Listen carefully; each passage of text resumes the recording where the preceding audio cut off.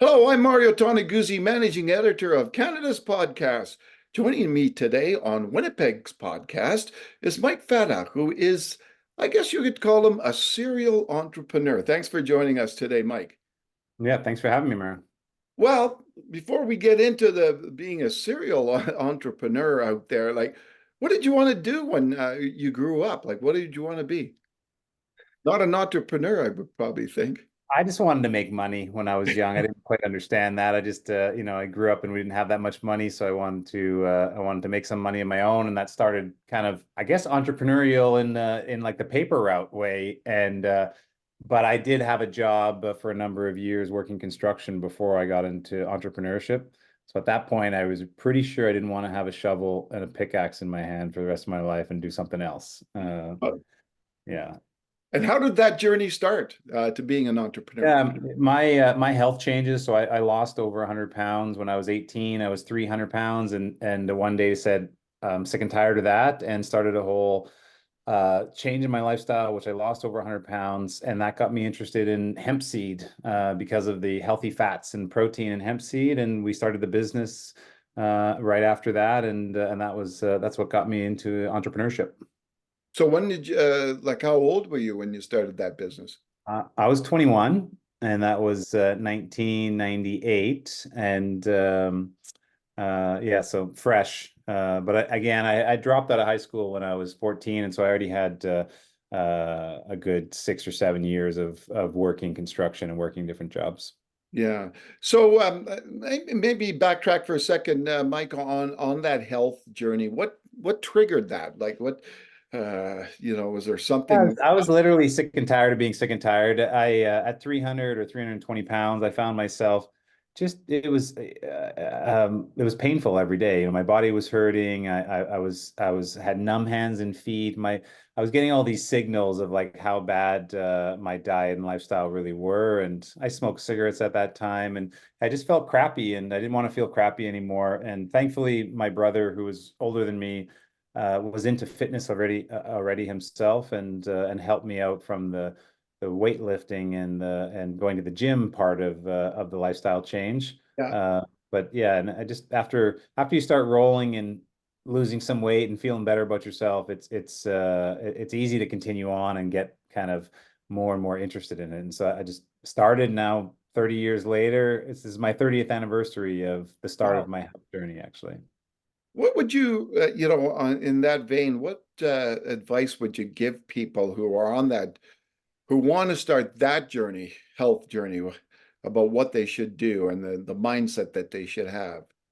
Yeah, I think it starts with it's personal reflection first, right? That and call it mindfulness, but like where really are you? And I had to realize that I was at rock bottom for me before I was ready to take steps to not be at rock bottom. And I tell people, buildings are all built on a good foundation, but it's okay if you're even starting in the basement. I was starting in the basement, and so that mindfulness of like, okay, I'm not in a good space, but then having some healthy examples of like what is a healthier lifestyle look like.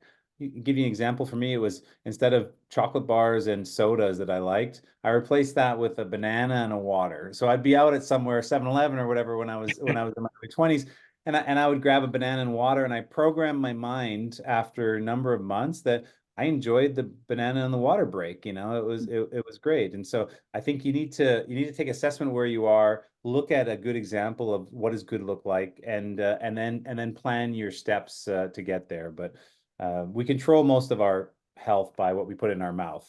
Yeah, that's true. What do you think you learned from that health journey that helped you in the entrepreneurial journey?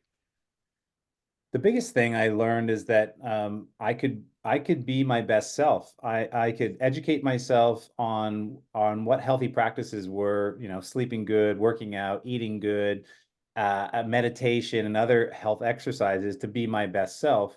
That transferred over into business when we started the company as well, how can we be the best business? How can we be the best hemp food company? And what does that look like? And so then I use those same principles to learn what good look like and realize that if we put effort towards getting better, we would get better. Very much like when we make changes in our health or we start going to the gym, we will get stronger with each repetition. Those are the two things that I think of as that are aligned really in personal and professional growth, not only for me, but that opportunity is out there for everybody. Now, you obviously you know a lot about health these days and being healthy. How important is that for an entrepreneur? You know, because a lot of them do, yeah, you know, don't have time for a lot of stuff because they're working on their business, right? So their health seems to go by the wayside. Yeah. I think that entrepreneurship's really like being an athlete. You know, you have to be in your best form and shape to be the best at the game. So obviously not everyone chooses that, but I'll give you the flip side of that is that saying of you always got to put your own oxygen mask on first, right? If you don't take care of yourself and you let your health dwindle, you're going to burn out, you're going to have, you know, some other kind of illness that's going to hit you and you do not want that.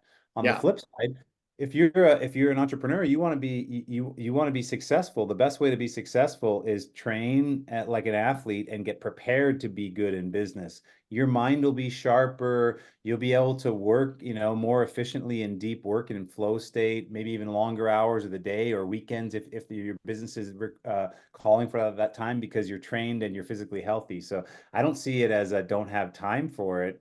Health is fundamental and it's got to be the first couple hours of your scheduling your whole day, right? yeah. To eat good and to eat good and to exercise and to sleep enough. I mean, those are the foundations. Okay. Now, going back in time when you first started the first business, what was the biggest challenge you faced? People not believing in us. You know, we were so bleeding edge. Not every entrepreneur's business journey is like that, but hemp was brand new to everybody, and it was people were misinformed. They thought hemp was also marijuana, even though they're relatives in the cannabis family. So Yeah. it just it we would go to our first, I remember our first trade show, and 80% of the people would just walk by our trade show booth and laugh, you know, hemp, I don't do that, you know. And so we were just so early that we were creating this new market and new industry that we had to put up with the far majority of people not believing in what we were trying to create. Was being young an obstacle? It added to it. You know, I was concerned as a early 20s entrepreneur that was marketing hemp, that I was trying to prove that hemp was a product just like any other product. Like hemp seed was like flaxseed. And so Yeah.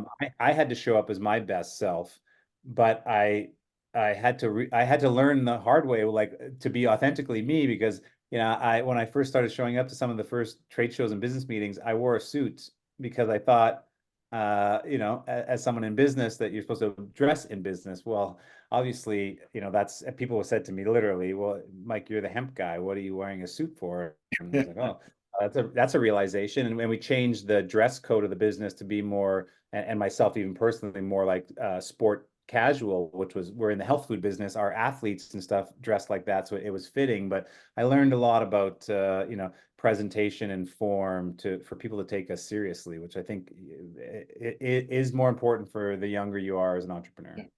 Well, when you started out as a business owner, like, was there any people that you looked up to for advice to get you along the way? You know, whether those be personal mentors that you knew or books or business people that you kind of were inspired by. Yeah, both. You know, again, after years, a couple of years of focusing on my personal health and getting in better shape by reading books and talking to people that were healthy, I took that over to business and said, if I want to be good at business, I need people to that have done it before to kind of show me what good looks like. And so whether, you know, and I thought of it even at that time saying, because I was a high school dropout, but I thought you can go to school as one path to get professors in life, but you could also seek out professors that have something to teach you. And it could be professors, or people could say professors or mentors or gurus, even depending on, you know, the culture. But yeah, I had some great people, like, you know, right when we started the business, Alphonsus Utio at the Manitoba Food Development Center was instrumental. I call him the godfather of Manitoba Harvest because he was the first one to teach us how you make a food product out of the seed, and where would you source your bottles from, and how does labeling work, and all Yeah. these resources. But over the years, from zero to building $100 million business, I just sought out people that I thought that I could learn from, both traditional mentorship, but also a lot in peer-to-peer mentorship. And then, as you mentioned, even mass mentorship, like getting books from certain business entrepreneurs and authors that really had advice that I could study from afar. Any of those authors that you could share that were instrumental? Like one of my favorite books is Jim Collins' Good to Great. I think if you're building a business, and not everybody takes that approach, of being the highest quality or like the highest standard, but I think it is a very, very strong approach. It's worked well for me in a number of our businesses, and I just love that book. I think Jim does a great job of explaining why you want to invest in bettering your organization to be the best. Okay. Now, Mike, over the years, how many businesses have you been involved in? Um, well, my significant one was Manitoba Harvest, where I grew it zero to $100 million and then sold it. But I have 9 companies in my portfolio now. There were 10, but we Sol Cuisine, we grew the business 4 times over the last 4 years, and then we sold it in 2022. And so right now, I'm helping 9 entrepreneurs through investment, and some of them advising and being a board chairman or advisor to the founders. Now, when you're looking at investing into businesses, what do you look for? Stage of business, I think, is key at first. Like I'm not a startup, I'm not an angel investor, so I invest at venture growth stage, which is around maybe 5 to 10 million in sales, and so I usually invest alongside an institutional investment partner. But my investment thesis is quite simple. I like products that I have in my house that I consume on a regular basis. I'm a healthy minded guy. Health, natural product, food and beverage is a space that I know really well, that CPG space, and so I like that type of product. And then it's meeting the founders of those businesses and really hitting it off with the founder, both thinking that they're, smart and really fitting for the business, but also a fit that I want to hang out with them and have strategy sessions and build the business with them. If we get those 2 pieces right, or 3 pieces with the scale, then I'm looking for growth potential, obviously, in good margins and other financials in the business. But that foundation of right scale, right product, and right founder would be the 3 for me. Can you talk a little bit, Mike, about being an entrepreneur in Winnipeg and in Manitoba?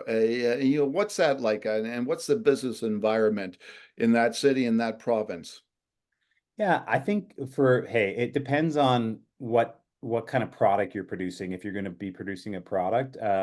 But because there's not a huge market here for some types of products. We're not the biggest city in Canada, but in saying that, Winnipeg is just and Manitoba altogether is such a friendly place to do business. There is a tremendous amount of resources for entrepreneurs, from startup to all the different stages of their business. Obviously, a big focus there has been for a long time around agriculture and agri-food. The agri-food industry is just massive here. We're right in the breadbasket. We've seen over the last like 5 or 10 years the growing other scenes, like the tech scene in Winnipeg and Manitoba is well established now. So Hmm. there's a lot of government grants, government supports, nonprofit organizations that can help entrepreneurs grow and build community. And so that is the key advantage of founding and being an entrepreneur in a place like Winnipeg, Manitoba.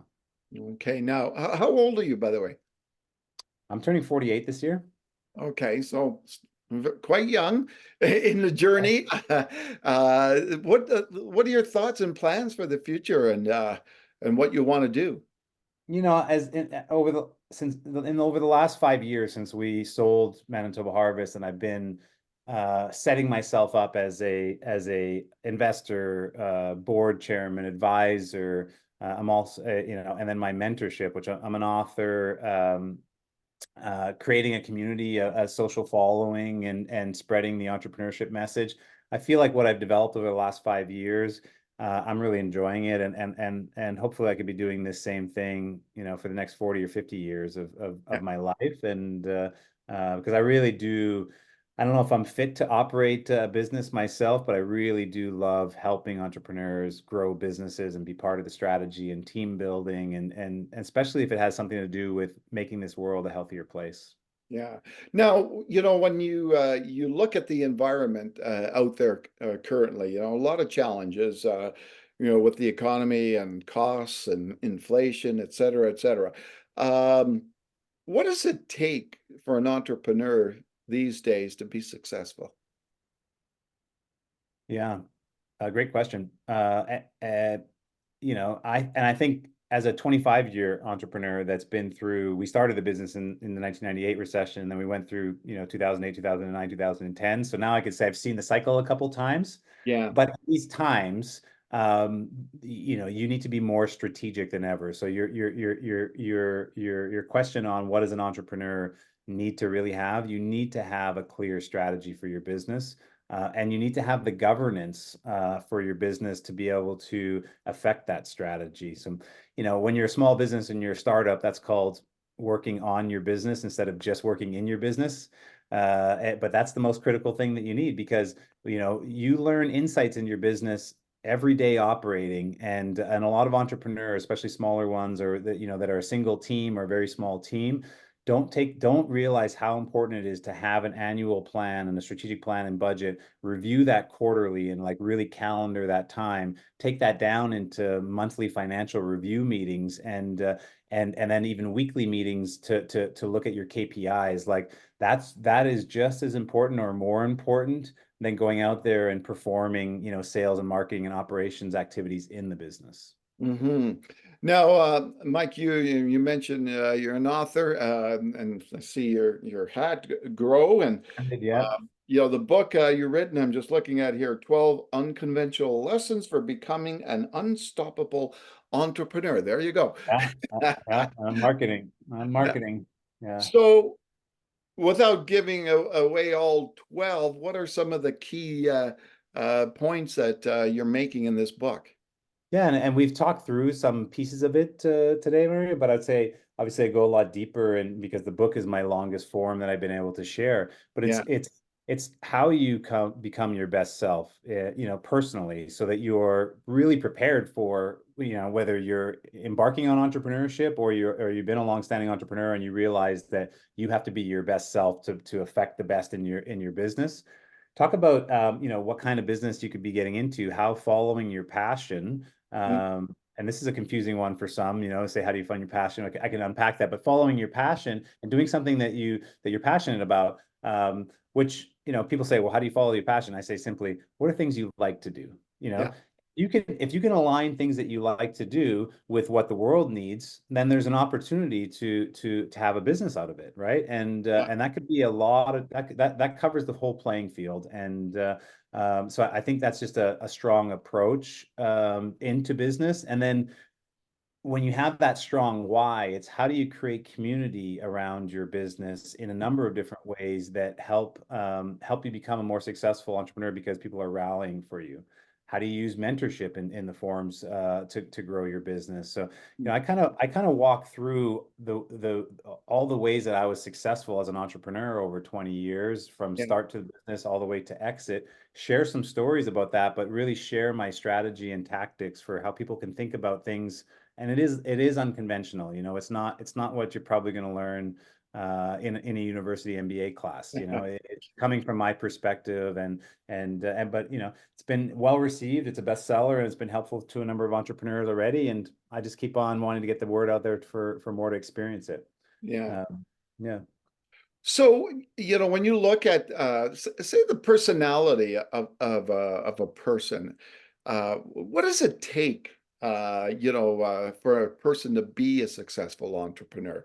Like, not all the, I guess, the qualities of a Yeah. person. Yeah, I mean, determined and persistence and grit come to mind, but there's different ways to win as an entrepreneur. It depends what your personal strengths are, because in a business, I like to think about it all departmentally, but front of the house, and back of the house, or operations and finance and sales and marketing. These are all things you need to cover in a business. Yeah. But you know, there's very smart entrepreneurs that are financial professionals that know operations. They come in, they establish their business on that front. That's their strength. That's the business strength. They need to may learn sales and marketing, or hire sales and marketing people as their first people, but that's coming at that strength. And then you have the flip side of that, and many in our industry, in the consumer packaged goods industry, that founders are Mm. marketing and salespeople. Like they can create a product because they wanted it in their own lifestyle, or they see an opportunity in the marketplace, and then they're going out there to trade shows and to customers selling the product, and they need support, you know, on the finance side, or on the operations side of their business. So I don't think there's one competency to come to entrepreneurship, but I think there is, you know, like you need to know that entrepreneurship is hard. You know, it's not easy making something out of nothing. And so I think that will to survive, and that persistence, and even that discipline is going to serve most people well, so they don't give up, you know. Yeah. Like like an athlete, An right? athlete, yeah. That Yeah. you can't win every game, you can't hit every pitch, for a hit. Like, how do you, as an entrepreneur, deal with the losses, with the failure that's going to come your way? Yeah, really. Well, the short answer is really quickly. You know, I've learned over the years that, um, you know, losses, we deem them as losses, and Yeah, sometimes they're visible losses, but we don't know. We really can't say what's good and what's bad for the business, because one day something really good happens and we think that's the end all and it's all positive, but it doesn't turn out to be. And the same thing could be for negative. But you know, yeah, each day, if we think about, I like the term winning or learning instead of winning or losing, because every time that we don't get the goal, or we don't get the sale, or something happens to us, we made the wrong product, we screwed up in some way, we lost, you know, but we really learned, okay, we need to be better at that. yeah, And I see that analogy too, in as well as like athletes in sport, right? Like when you get knocked down as a fighter, you review the tape, you understand, oh, he hit me from the right, like over and over. Now my new training plan has to be to protect myself on the right, and realize that, and then you go back to practice. You know, you go back to like starting to execute again. Same thing yeah, in business. It's always like, if you have that right system of governance, it's like, what do we learn from what we just tried? Okay, dust ourselves off, get back up, put another plan together, and try again. You know, and you do that over and over and over again, because I've just learned it's not one big win usually, or it's like a million little wins that add up in business. And to yeah, get a million little wins, you may need a million little losses too. You know, that you just can't let that kill you. Just yeah. keep on executing, keep on going. How important is it for an entrepreneur to find that, I guess, interests that are beyond the business itself? I think it depends. Everyone's a little different. I think there's the school of thought of like, you need to have a wholesome life if you're going to do it for the long run. Yeah, If someone was creating a business, and they were creating a legacy business, like they were the sole owner, it's a lot different, right? You could choose a slower growth, and so your all the rest of your things that you do in life, it could be fulsome. But then there's some entrepreneurs that they really see their opportunity in a shorter window, or they want to put it all in, and some would say they're like out of balance, but they're training themselves to put more of their hours in the day there. I, I yeah, see I see both styles of entrepreneurship, and both are winning. But I think if you're going to start to raise money from shareholders, you're probably going to go less in the legacy, slower business, more, so to speak, balanced, and a little bit more to the aggressive. You know, we're going to need to like really put our efforts to growing, which takes time, you know. But ultimately, I have an exercise. It's one of the exercises in the book, because I think about it like this way: what's your best day ever look like? Okay, as an entrepreneur, as a person, what does your best day ever look like? Like, how much do you want to and need to sleep and spend time, you know, exercising or taking care of yourself? What does your work look like? How many hours in the day are you really wanting to work? What's your family time and family commitments and time look like? And then what do you do for like learning and fun and that growing aspect of life? yeah. If you could fill out those buckets for yourself, of what your ideals are, I think it'll help you in how you determine your setup as an entrepreneur as well. You won't get yourself into a situation where, if you really want that, then construct that, in whatever you're trying to build. All right, super. Well, thanks very much, Mike, for joining us today. Yeah, thanks again for having me. All right, that was Mike Fata, who's an entrepreneur based out of Winnipeg. I'm Mario Toneguzzi, managing editor of Canada's podcast, today with Winnipeg's podcast. Thanks for joining us.